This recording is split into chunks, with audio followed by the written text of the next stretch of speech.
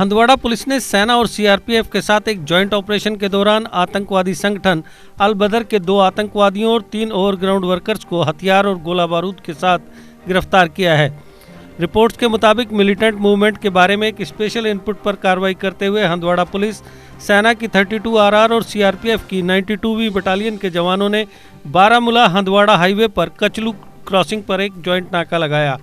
Vehicles की जांच के दौरान संदिग्ध हालत में एक मोटरसाइकिल पर सवार 3 लोगों को जांच के लिए रोका गया तो उन्होंने भागने की कोशिश की, लेकिन उन्हें पकड़ लिया गया। पकड़े गए लोगों ने शुरुआती पूछताछ में अपनी पहचान का खुलासा किया। उनकी पहचान मोहम्मद यासीन राथर पुत्र मोहम्मद अकबर, शौकत अहमद गनई पुत्र सनाउल्लाह गनई और गुलाम नबी राथर पुत्र वली मोहम्मद सभी निवासी कचलू काजियाबाद के तौर पर हुई है। उनकी तलाशी लेने पर उनके कब्जे से हथियार, गोला बारूद और आतंकवादी संगठन अल बदर का लेटर पैड बरामद किया गया। पूछताछ के दौरान उन्होंने खुलासा किया कि वे हाल ही में आतंकवादी बने 2 लोगों को जानते हैं जो हंदवाड़ा इलाके में एक्टिव हैं। इस खुलासे पर कार्रवाई करते हुए हंदवाड़ा पुलिस, सेना की 21 आरआर ने बादेर काली के फॉरेस्ट एरिया में कॉर्डन एंड सर्च ऑपरेशन शुरू किया। सर्च ऑपरेशन के दौरान 2 लोगों को हथियार और गोला बारूद के साथ गिरफ्तार किया गया। उनकी पहचान सलीम यूसुफ राथर पुत्र मोहम्मद यूसुफ और इखलाक अहमद शेख पुत्र इम्तियाज़ अहमद, दोनों निवासी वाटेर गांव के तौर पर हुई है। वे दोनों हाल ही में आतंकवादी बने थे और सुरक्षा बलों के इंस्टॉलेशंस, पंचों, सरपंचों और अन्य लोगों पर अटैक करके दहशत फैलाने की प्लानिंग कर रहे थे। इस मामले में और जांच की जा रही है।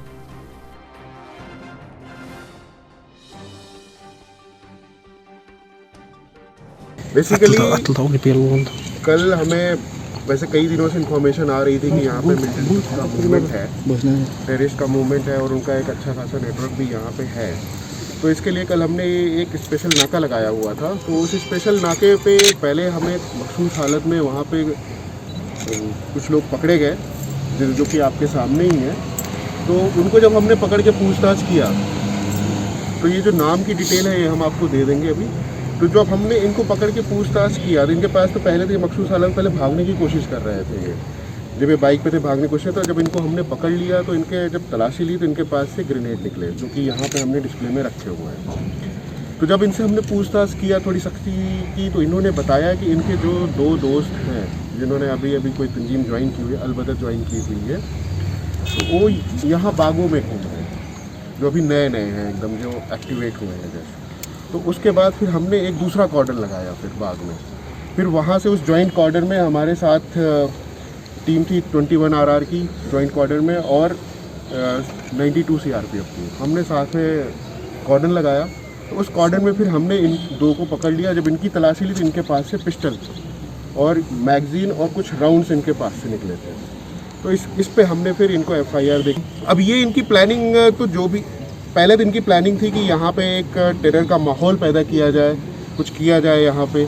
इसके अलावा जो इनकी बड़ी प्लानिंग है वो अब आगे की तफ्तीश में हमारी निकल के आएगी। यह काफ़ी पुराने टाइम से चल रहा था, पर अब यह है कि छोटी छोटी खबरें आती थी तो फिर एविडेंस वगैरह और सब कुछ के साथ फिर इन्हें पकड़ना, और तो ये थोड़ा सा इसमें टाइम लगा। अल बदर अब इनसे पूछताछ होगी। इनसे पूछताछ के बाद हम आगे देखते हैं कि इसमें और कौन कौन लोग मुलव्वस हैं, जो भी यहाँ का नेटवर्क में और लोग मुलव्वस होंगे, ना सिर्फ हंदवाड़ा बल्कि आसपास के और भी जिलों के। हम उसी तरीके से उनके खिलाफ लीगल एक्शन। अभी यहाँ से हाल फिलहाल कोई और एक्टिव कोई भी रेजिडेंट मिलिटेंट यहाँ का नहीं है। देखिए, ये अफिलिएटेड तो थे, उनसे अफेक्टेड भी थे, पीछे भी इन्होंने कुछ कामों को अंजाम दिया हो तो वो हमें अब तफ्तीश से ही पता चलेगा कि इन्होंने क्या क्या किया। पर जिस तरीके से इनके पास रिकवरीज हुई और जो पूछताछ पे हमें यहाँ से मिला और जो भी मटेरियल हमें इनसे मिले, उससे हमें ये लगता है ये अल बदर तंजीम है। इनमें से 3 अरेस्ट किए गए थे PS क्रालगुन के एरिया से, जो हमने पहली नाका लगाया था। तो वहाँ से हमें जब इनके बारे में पता चला, जब इन्होंने आगे बताया तो फिर हमने फिर यहाँ बाग से किया था, जो कि PS हंदवाड़ा का एरिया। अब यह उस समय मौके की अच्छी बात थी कि हमें जो इनपुट भी आए थे तो हमने इन्हें पकड़ लिया। अब आगे ये क्या और अंजाम देना चाहते थे ये तो इनसे पूछताछ से वो नंबर बड़ा ही डिबेटेड होता है। हर किसी का अपना अपना नंबर होता है और एक टाइम पे सारे OGW एक्टिव भी नहीं होते हैं। कभी कोई OGW पहले रहा होता है, कभी सुधर चुका होता है। कई सारे होते हैं जो अभी भी अंदर OGW का काम कर रहे होते हैं, जो किसी को पता होता है, किसी को नहीं। तो इसका कोई एग्जैक्ट नंबर आप नहीं दे सकते। CBSE affiliated KLM international school Pathankot 1st से 12th तक के एडमिशन शुरू। जम्मू कश्मीर स्टूडेंट्स के लिए स्पेशल पैकेज का सुनहरी मौका। KLM international school Pathankot, mobile number 9216504779।